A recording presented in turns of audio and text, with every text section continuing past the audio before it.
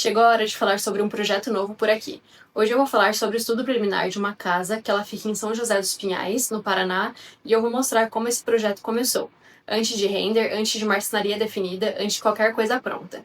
Se você é novo por aqui, seja muito bem-vindo. Meu nome é Jéssica Mondoni, eu sou arquiteta, e aqui eu gosto de mostrar o processo real dos meus projetos, desde as primeiras etapas e decisões até o resultado final. Porque projeto não começa escolhendo o sofá. Projeto começa entendendo como as pessoas vivem, escutando quais são as prioridades delas e o que faz sentido na rotina de quem vai viver naquele espaço.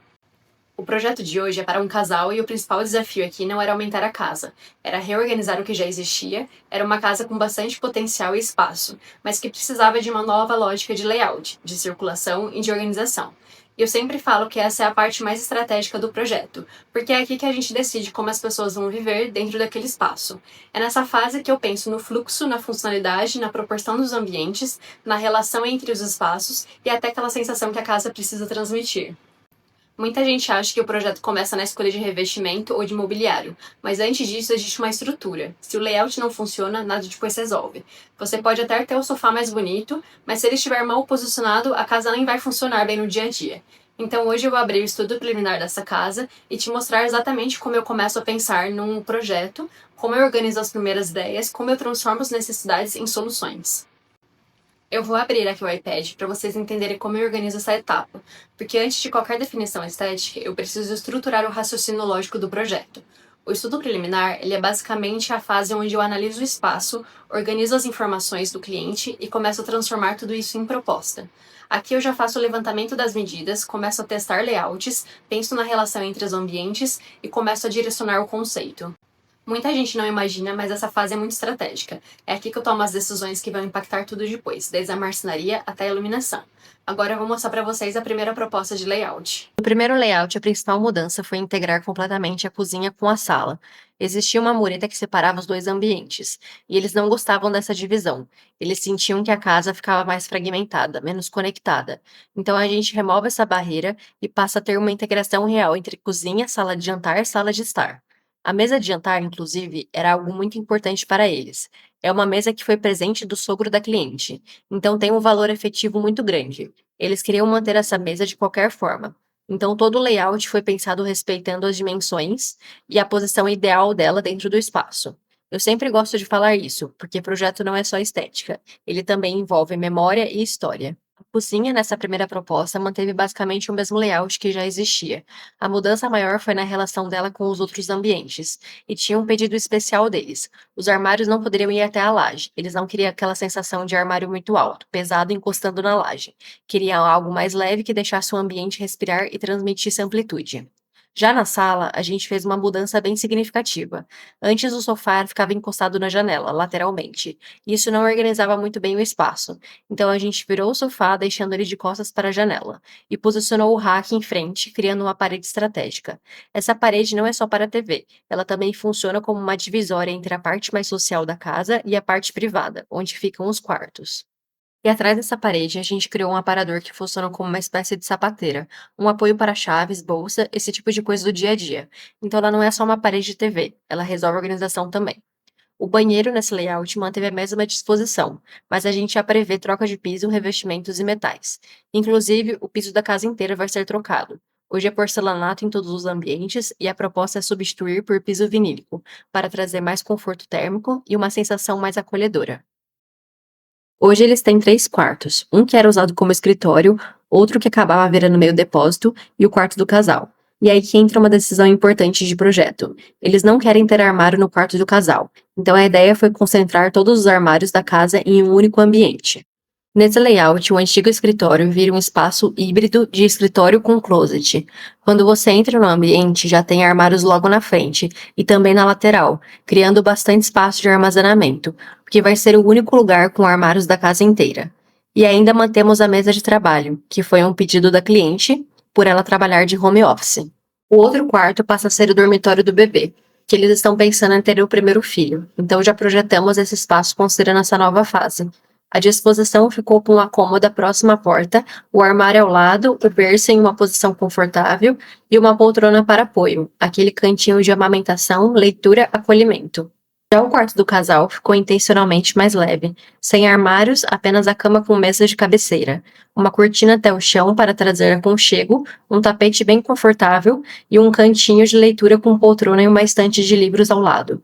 Eles queriam muito esse espaço mais íntimo, mais tranquilo, para desacelerar. Depois desse layout mais conceitual, eu apresento a versão com cotas. Primeiro eu mostro um layout mais limpo para o cliente entender a organização e disposição. E no slide seguinte eu coloco as medidas, identifico cada elemento, onde tem arandela, cama, prateleira, armário, tudo já nomeado. Isso ajuda muito o cliente a visualizar e também evita ruído de comunicação. E por fim, dentro dessa primeira proposta, eu apresento o mood board. É onde eu começo a mostrar materialidade. Piso vinílico que vai substituir o porcelanato, o piso da cozinha que vai ser em ladrilho hidráulico, o MDF da marcenaria, a pedra da bancada, os metais cromados, tecidos, revestimentos. É aqui que o layout começa a ganhar identidade. E é exatamente por isso que eu gosto tanto dessa etapa de estudo preliminar, porque aqui a gente ainda está testando possibilidades. Eu posso ajustar, inverter, experimentar outras formas, e é o momento mais estratégico do projeto, mas ao mesmo tempo é o mais flexível. Se eu errar no layout, lá na frente isso vira retrabalho, então eu prefiro resolver tudo agora nessa fase de estudo. Muita gente acha que essa etapa é simples, mas na verdade ela é base de tudo. O layout define circulação, onde a gente vai ter marcenaria, onde a gente vai ter iluminação, define até como a pessoa vai se sentir naquele espaço. Então, depois dessa etapa está bem resolvida, o restante do projeto flui muito mais tranquilo. Agora, olhando para o segundo layout, aqui eu começo a testar uma outra lógica de organização. A principal mudança já acontece na área social. A gente inverte a posição da mesa de jantar, do sofá e também do rack.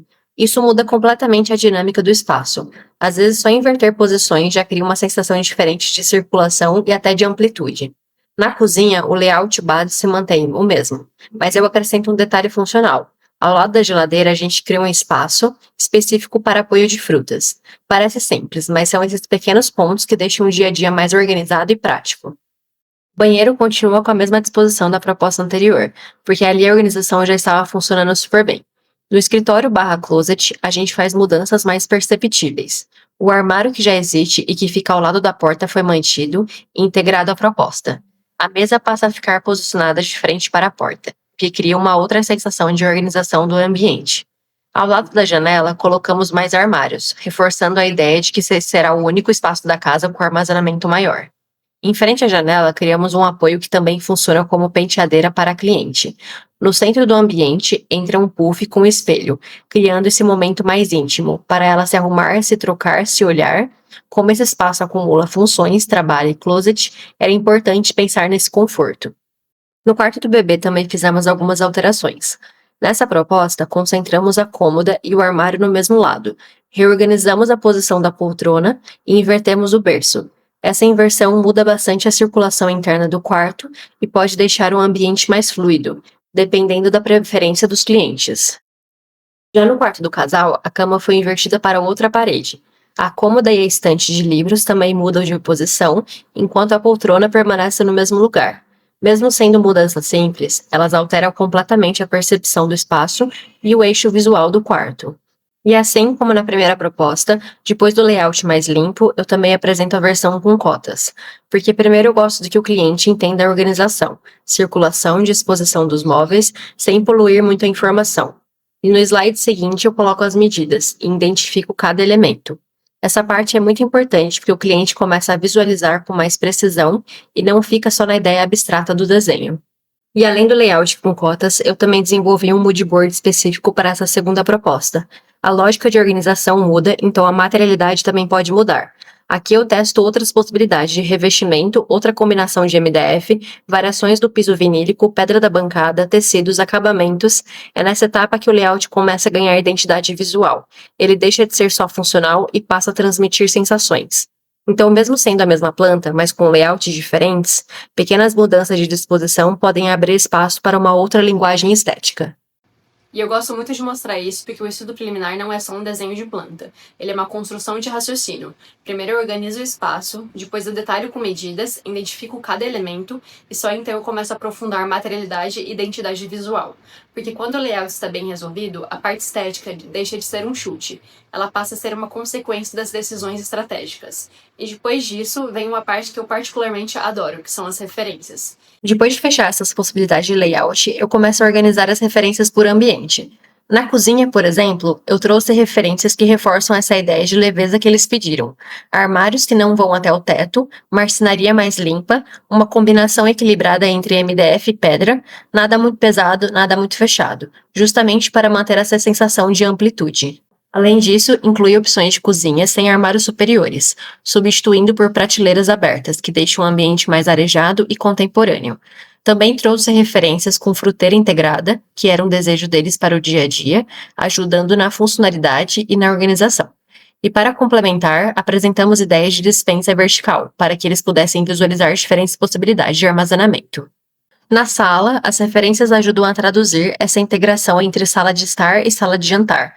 Painéis mais leves, móveis que não bloqueiam a circulação, iluminação aconchegante. Eu sempre penso muito na atmosfera. Não é só onde o sofá vai ficar, é como aquele espaço vai ser vivido. No banheiro, mesmo mantendo o layout, a troca de revestimento e metais muda completamente a sensação do ambiente. Às vezes, pequenas mudanças já transformam o espaço. No quarto do casal, as referências reforçam essa ideia de refúgio. Um ambiente mais leve, sem armários, com cortina até o chão, tapete confortável e um cantinho de leitura, que realmente convide a desacelerar.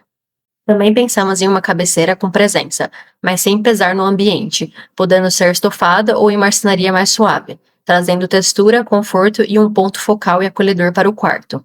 Ao lado, o cantinho de leitura foi desenhado para realmente convidar a pausa. Uma poltrona confortável, iluminação mais intimista e um apoio lateral criando um pequeno ritual dentro do próprio quarto. A intenção é que o espaço vá além da função, tornando-se um verdadeiro refúgio dentro da casa. No escritório/closet, eu busquei referências que equilibrassem funcionalidade e conforto. Bastante armário, mas sem pesar visualmente. E também esse espaço de apoio, que pode funcionar como penteadeira.